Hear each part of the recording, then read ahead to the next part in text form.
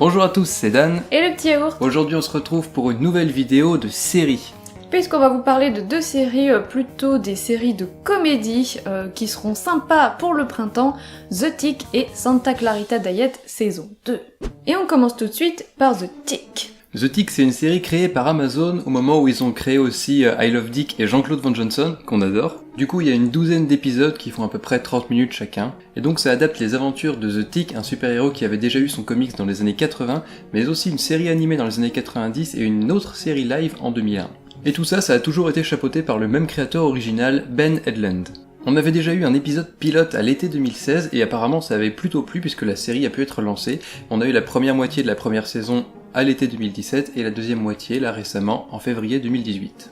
Avec cette série on a bien rigolé et si vous aimez le kitsch, c'est pour vous. On va suivre Arthur, un jeune homme qui passe son temps à prouver que la Terreur, un ancien super vilain qui avait tué son père 20 ans plus tôt, est de retour. Adepte des complots mais pris pour un fou par tout le monde, il va faire la connaissance de The Tick, un super-héros avec deux antennes sur le front et complètement habillé en bleu, qui va se mettre à le suivre partout parce qu'il pense qu'il a une destinée à accomplir. Jusqu'au jour où Arthur va trouver un costume ultra sophistiqué de super-héros, là aussi bien moche et qui ressemble à une mythe. Du coup il va faire équipe avec The Tick et devenir un héros un peu malgré lui. Hello, world. This is an epic tale, rife with destiny, adventure, blood loss, and good against evil.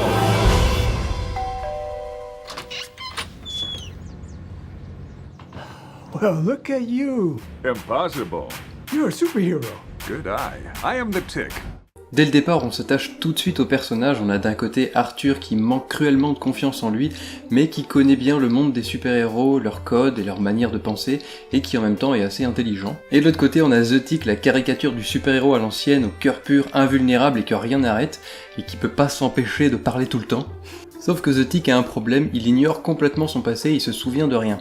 Et du coup on va le suivre tout au long de la série en train de chercher ses origines et on va le voir en même temps évoluer, sauf que The Tick c'est pas le plus intelligent, il est super naïf et il prend toujours tout au premier degré. Du coup c'est vraiment sur lui que va reposer tout le ressort comique de la série, d'autant plus qu'il est incarné à la perfection par l'acteur Peter Serafinovich. Et du côté méchant c'est tout aussi débile puisqu'on a la Terreur qui est incarnée par Jackie Earle Haley, qui est aussi Rorschach dans Watchmen, et qui incarne à la perfection le vilain qui concocte des plans complètement débiles pour conquérir le monde et qui cabotine à mort en même temps. Et il y a aussi son assistante, Janet, qui a des pouvoirs électriques assez puissants, mais qui du coup attire toute la poussière sur elle, qui lui vaut son surnom de Miss Lint ou Peluche en VF. Et puis on va passer par une galerie de personnages secondaires tous plus hauts en couleur les uns que les autres, avec notamment Super Ian qui est le super-héros le plus populaire de la planète et qui adore la popularité justement, qui ressemble d'ailleurs vachement à Superman. Il y a aussi Midnight, le chien parlant, qui était un super-héros mais qui a pris sa retraite et qui maintenant fait des conférences sur le livre qu'il vient d'écrire, c'est son autobiographie. Et sinon il y a aussi Overkill, qui est une parodie complètement assumée de Deathstroke, qui ne jure que par l'hyper-violence et les combats pas du tout fins. Et qui a aussi son acolyte, Danger Boat, un bateau. Qui parle ? Un bateau qui parle, oui, puisqu'il est joué par Alan Tudyk, un acteur que j'adore, qui fait d'ailleurs la voix de Kaito Eso dans Star Wars Rogue One. L'humour est bien au rendez-vous, et si la série parodie avant tout les super-héros, elle reprend aussi et joue avec les codes des films d'espionnage et d'action dans des situations complètement absurdes. Ne vous attendez pas à des effets spéciaux de qualité parce que c'est vraiment très cheap, mais pour le coup ça va bien avec le ton de la série. Et les costumes sont tellement ridicules que ça en est presque du génie. Le costume de la mythe, c'est n'importe quoi ce truc. Mais voilà, fallait le faire. Moi je préfère c'est vraiment le costume de Tick avec les antennes qui bougent. Ouais, elle bouge tout le temps, c'est assez cool. Mais la série a quand même vraiment des défauts, notamment un manque de rythme. Et puis les effets spéciaux sont tellement cheap que parfois on a vraiment l'impression de regarder une web série et puis ça nous fait un peu vraiment sortir de la série. Globalement The Tick ça sera pas la série du siècle, il manque vraiment des moments plus drôles que ça, mais ça reste une série quand même agréable à regarder qu'on a bien aimé. Et surtout ça change des séries super-héroïques actuelles qui tablent plus sur une ambiance plutôt sombre et hyper sérieuse. Ou alors celles qui sont plus légères mais qui ont vraiment du mal à assumer leur côté nanar. Du coup, c'est une série qui est renouvelée pour une saison 2 et qu'on regardera sans hésiter. On passe maintenant à Santa Clarita Diet. C'est une comédie horrifique à mi-chemin entre Desperate Housewives et Shaun of the Dead. La saison 1 a été sortie en février 2017, il y avait 10 épisodes, et là, le 23 mars, il y a eu la saison 2 avec 10 nouveaux épisodes. On avait tellement kiffé la saison 1 qu'on attendait avec impatience la saison 2, et on n'a pas été déçus. Joel et Sheila sont deux agents immobiliers qui vivent dans la banlieue de Los Angeles avec leur fille. Tout va bien jusqu'à ce qu'un jour Sheila tombe malade, mais genre vraiment malade, genre dégueu, et meurt subitement. Mais pas pour très longtemps puisqu'elle va revenir à la vie avec une très forte envie de manger de la chair fraîche. Ce qui va évidemment bien perturber la vie de la famille qui malgré tout va essayer de maintenir les apparences. Sauf qu'avec toutes ces disparitions inquiétantes et malgré le fait que Joel et Sheila essayent de laisser le moins de preuves, l'étau va se resserrer autour d'eux et ils vont devoir trouver de nouvelles techniques et changer leur mode opératoire. Is this you guys? Human body parts down Newark? It could be spreading. A lot of people have gone missing from Santa Clarita lately. We get rid of one cop and now you bring another cop into our lives? You're getting more aggressive. Oh, it could probably get a lot worse. Whoa! I love you and we have each other. Everything else we can figure out. What the fuck is this? I'm actually looking forward to a day without any life and death issues.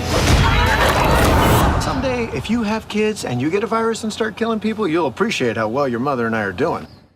On est toujours dans une comédie qui fait clairement penser à Desperate Housewives avec son côté quartier bourgeois, voisin curieux, et en même temps il y a un humour hyper absurde, un peu dans le style d'écriture de The Last Man on Earth. Mais cette série c'est pas que de l'humour, c'est aussi des personnages super bien écrits et très attachants qui évoluent constamment. Ça aborde beaucoup de thèmes humains de façon assez juste, notamment la vie de famille, la vie de couple, l'adolescence. Ici ça marche aussi bien, c'est vraiment parce que les acteurs sont hyper impliqués. En premier lieu avec Drew Barrymore qui est géniale en zombie et qui assume complètement, elle pète le feu et elle ose faire des choses qu'elle osait pas faire avant. Et puis il y a Timothy Olyphant qui joue Joel qui est complètement hilarant, c'est un des personnages les plus drôles de la série pour moi.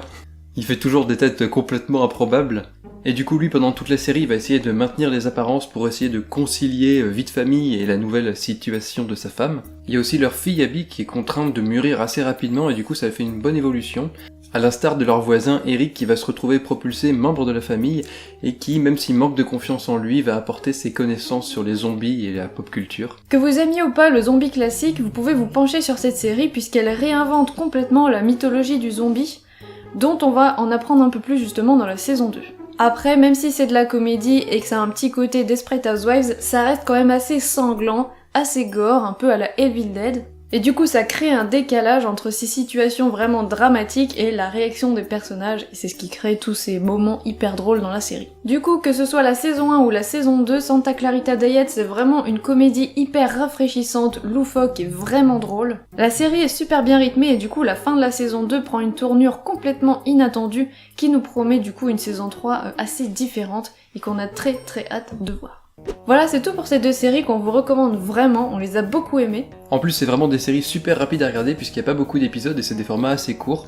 Nous personnellement on les a complètement binge-watchés. Du coup voilà, c'est tout pour cette vidéo, on espère qu'elle vous a plu. Si c'est le cas, n'hésitez pas à mettre un petit pouce bleu ou à vous abonner à la chaîne pour ne pas rater les prochaines vidéos. Si vous avez vu ces séries, n'hésitez pas à mettre votre avis dans les commentaires et aussi à nous conseiller des séries qu'on pourrait aimer. Si vous voulez notre avis un peu plus complet sur ces deux séries, n'hésitez pas à venir sur pugoscope.fr puisqu'on écrit à chaque fois un article bien complet et détaillé sur les séries. Vous pouvez aussi venir nous suivre sur les réseaux sociaux, Facebook, Twitter, Instagram, tous les liens sont dans la description. En attendant, on se retrouve très bientôt pour une prochaine vidéo et on vous fait des gros bisous.